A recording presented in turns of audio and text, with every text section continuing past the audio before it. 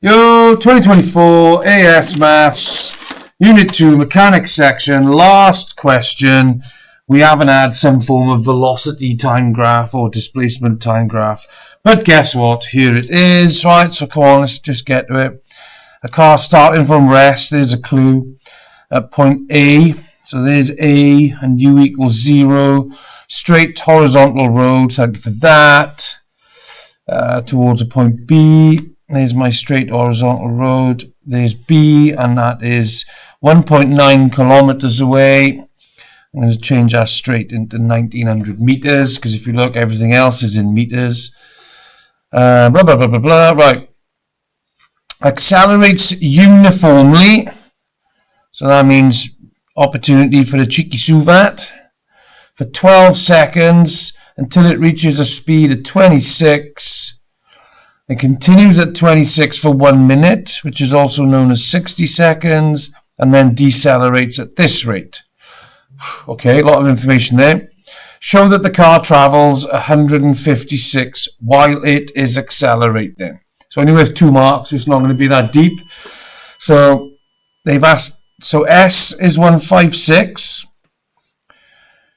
It accelerates for 12 seconds. And when it reaches the end of its acceleration, it's doing 26 meters per second. What's it asking us to find? S. So this is a cheeky SUVAT. If I look at those, I reckon it's S equals a half U plus VT. It's to show that. So they're giving us the answer, and we got to find it out. So S equals a half 0 plus 26 times 12, that's 13 times 12, which is 156 meters, which is what they wanted. Happy days. Right, part B, work out the distance travelled by the car when it's travelling at constant speed. It's only worth a mark, so please do not overthink this.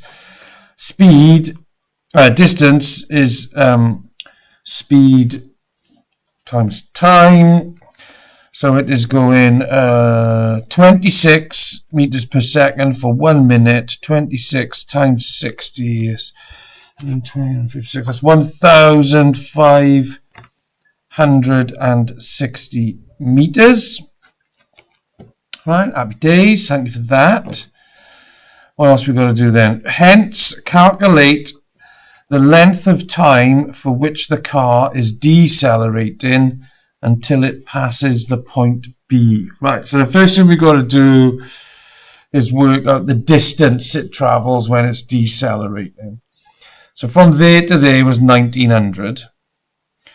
It was accelerating for that. It was going at constant speed for that.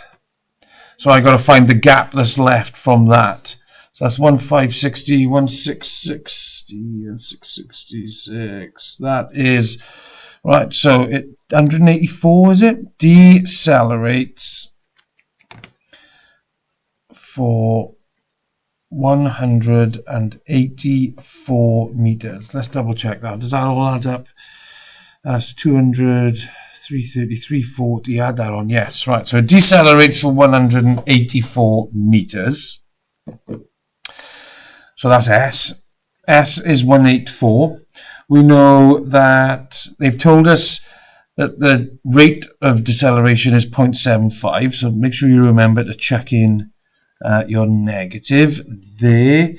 T we are trying to find. We don't know. We can't say V is 0 because it doesn't tell us it ends at rest. So we can't assume that. But of course, when it started decelerating, it was doing 26 meters per second. So U is 26. I can now see my favorite of all the SUVATs. S equals UT plus a half AT squared. Right, this is a quadratic, and you can solve this on your posh calculators.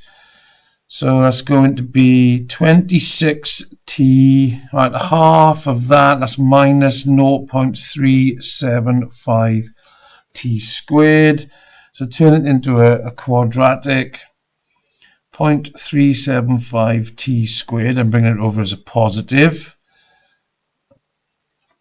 minus 26t plus 184 equals 0. You need to solve that quadratic. I'm going to have to get up and get my posh calculator because I'm good, but I am factorizing that in my head. So, bear with me.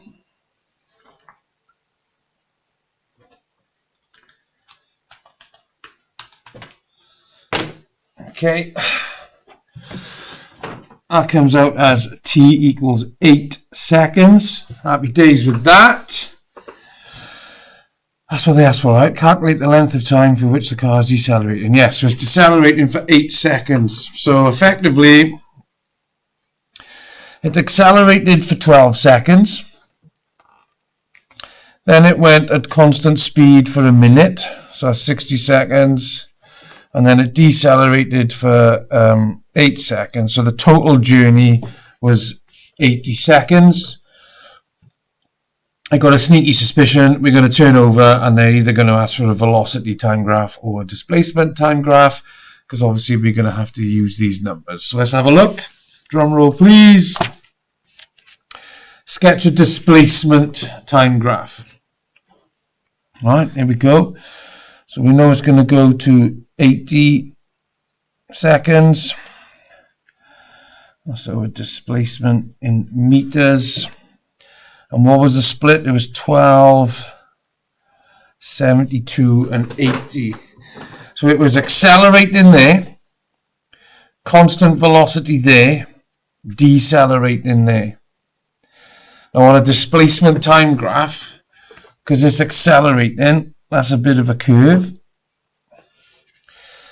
Constant velocity on a displacement time graph is a straight line with a gradient. It's not a horizontal line. That would be on a velocity time graph. And then decelerating on a displacement time graph is the opposite type of curve, like that. All right. So I'm pretty confident I'd get the marks for that. 3 marks. I got 1 for my correct times on the axis, 1 each for the curves, and 1 for the straight line part. And that is the end of the mechanics paper. Got to be honest, I weren't bad. Good luck, kiddos. Have fun.